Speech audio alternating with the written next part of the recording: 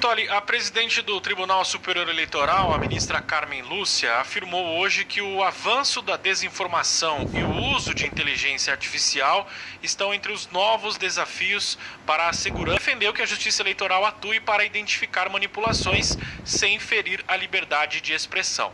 A declaração foi feita na abertura de um seminário da Corte sobre segurança, comunicação e desinformação em Brasília. Nós temos um trecho da fala dela falando sobre esse tema, vamos conferir.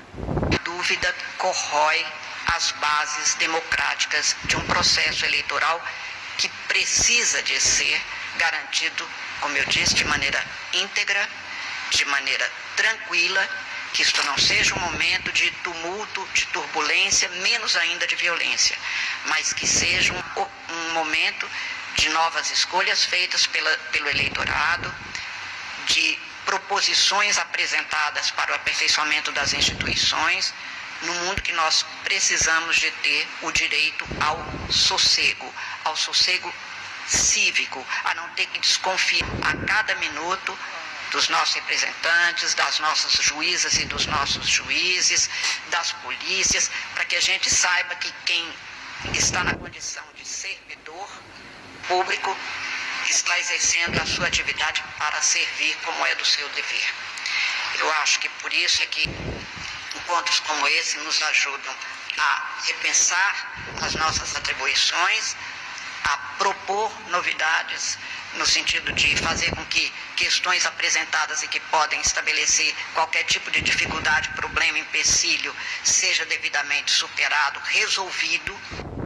Ô Edson, só o início, por gentileza. E aí eu vou, só uma frase, Bogô. Só o início de novo, eu vou pedir para você parar da dúvida. Aperta o play, por gentileza. A dúvida corrói as bases democráticas de um processo eleitoral que precisa... Bom, obrigado. Tá bom, obrigado. Já é demais. Ministra, quero lhe fazer um convite. Visite a Venezuela e peça para conhecer o modelo de votação na Venezuela.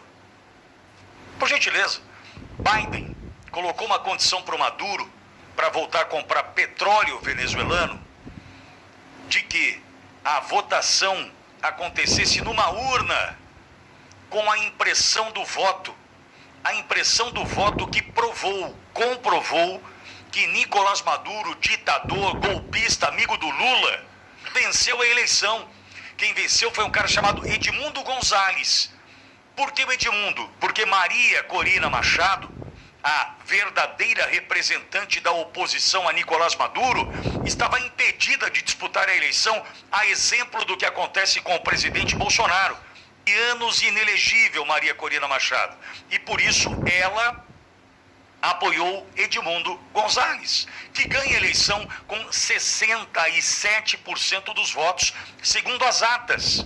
Então, vamos fazer o seguinte, ministra, presidente do Tribunal Eleitoral, peça para a sua equipe, ou a senhora, vá até Caracas, agora está mais tranquilo para ir, vá até Caracas e peça para ver a urna. Ou, se a senhora preferir, peça para o seu não sei se agora é ex-amigo, né? Ou enfim, mas ex-ministro Luizo e para o seu amigo Gilmar Mendes, colega de Supremo, pede para ambos comentarem com a senhora sobre o modelo de urna já produzido no Brasil com o voto impresso, que tinha um modelo com teclado central para facilitar a vida de quem é canhoto, de quem é destro, na hora de votar, na hora de digitar. Já tem o modelo pronto, aprovado e aplaudido por Gilmar Mendes e Luiz Roberto Barroso num evento do Tribunal Superior Eleitoral, tempos atrás. Vídeo este que o presidente Bolsonaro pediu defesa dele veiculasse durante aquele momento ali na primeira turma com Alexandre de Moraes. Então, ministra Carmen Lúcia, não é uma obrigação legal do Tribunal Superior Eleitoral colocar o voto impresso, não é uma obrigação legal, embora a materialidade do voto seja uma obrigação constitucional. Beleza? Beleza. Mas entendo eu ser uma obrigação moral colocar o voto impresso e a contagem pública dos votos do Brasil. Muito provavelmente, hipoteticamente, supostamente, palavras que me protegem, o 8 de janeiro não aconteceria. Por quê? Porque não haveria dúvida sobre o resultado. Agora, por que os senhores, repito, não é uma obrigação legal, mas é uma obrigação moral, por que os senhores fogem do voto impresso e da contagem pública dos votos no Brasil? O que nós descobriríamos com o voto impresso e a contagem pública dos votos no Brasil? A senhora pode me dizer? Com a palavra, a presidente do Tribunal Superior Eleitoral. Vá até a Venezuela, ministra. Vai lá conhecer o modelo, embora no Brasil já tenhamos um modelo aprovado pelos teus colegas de Supremo Tribunal Federal. Então, Borgo, quer acabar com a dúvida? Voto impresso, ministra. Essa frase entra para a história, mais uma, né? Hoje eu falei que ela estava sumida, né? Cala a boca já morreu, censura até segunda-feira, e agora a frase famosa da ministra Carmen Lúcia, presidente do TSE. Abre aspas, a dúvida corrói as bases democráticas de um processo eleitoral. Ministra, pera um pouquinho, pera aí. Ministra, vem cá. Bogo, a câmera é 4K, vai assustar quem está em casa. Ministra, deixa eu perguntar um negócio para a senhora. Se a senhora está dizendo que a dúvida corrói as bases democráticas de um processo eleitoral, as pessoas que estão inelegíveis e que foram presas porque tinham dúvidas sobre o processo eleitoral, a senhora está dando aqui uma salvaguarda, a senhora está dando motivo para uma revisão criminal para essas pessoas saírem ou serem descondenadas igual aquele ex-ladrão ou que era ladrão naquela época, tenham os seus direitos políticos? Ou votem porque foi usada essa questão de dúvida no acórdão que prendeu os inocentes, os perseguidos, está no acórdão que o Alexandre de Moraes e sua turminha, sua patota, condenaram.